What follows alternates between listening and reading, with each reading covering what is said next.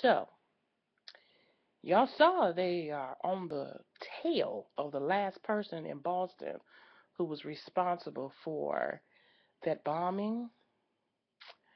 I'm kind of curious about this. There are parts of Boston where crimes go unsolved. I mean, without even an ounce of investigation. But I guess if you're going to do something, you better do it in downtown Boston because they are sure to jump on the case. Not making light of the situation because the situation is serious, but anybody getting hurt, accosted, raped, burglarized, robbed, beat up, assaulted, period. That's all of that is serious. But anyway, I'm glad they are on the move and taking care of the situation quickly.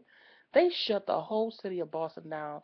I called a friend of mine in Boston, this guy who I call Babe, because he's a babe around. But he was like, he called me, he was like, Babe. He calls me Babe because I'm a babe around. But anyway, so he was like, Babe, they got us on lockdown. I was like, what you mean? He's like, we can't leave our houses. All the businesses are shut down. All the schools, everybody's job. I know one thing that's still open, a Korean corner store. I bet any kind of money in the world, a Dominican bodega and a Korean corner store and one McDonald's. I bet above all things in heaven that those three things are open, or those three things are open. I'm sure of it. I'm sure of it. One, at least a drive-through at the McDonald's is open. I can almost guarantee that. But anyway, so he said that the city was shut down. Of course, you know niggas ain't doing nothing but sleeping, just all day, just sleep. But anyway, I also read an article where the uncle of these two brothers who are being pursued as the terrorists who set these bombs off.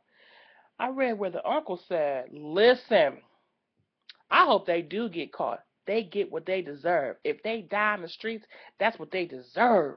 Because that is something that is terrible. And I'm with these families that got hurt. And I can't believe that I'm not even claiming them as my nephews. That I'm their uncle, but I don't even want to claim them as my nephews because they did something terrible. Now, granted, now they did something terrible. This thing is true. There's no denying that. But let me translate what that really comes down to, what that uncle is really saying. See, you got to learn how to read between the lines. What the uncle is really saying is listen, they did do that, and we do have the same last name. We kind of live in the same neighborhood, but please don't come past my house throwing no rocks. My wife and kids are scared to death. It's bad enough. We got this olive colored skin and this curly black hair. Y'all think we from the Middle East, but we from Russia. Listen. I'm not trying to say that I agree with what my nephews are doing or what they did. All I'm trying to say is don't come past my house. Please don't trip me in the streets. Don't spit on me. I ain't had nothing. I ain't seen nothing. I don't know nothing. I ain't seen them since Lassie was a pup at Christmas and an Easter parade. I don't know where in the hell they are. Please don't come past my house looking for them. I'm saying it perfectly clear. I don't know where they are. That's what he's saying. I can guarantee that's what he's saying. Don't come past my house. Don't think that y'all know me. But I'm gonna say this one last thing and I'm gonna go. Today, when I was going to the CVS, I saw that. Well, I didn't really see this. I didn't know that this was what she was doing, but there was a car kind of idling on the side, kind of in the parking lot. I just assumed that they were just waiting for somebody to come out the store or something. I didn't know. But anyway, so she's idling on the side, and when this car pulls out, I pull into the parking spot. I didn't know the girl was waiting for the parking spot. So she said, as I pull into the parking spot, I was waiting for that parking spot. I was like, oh,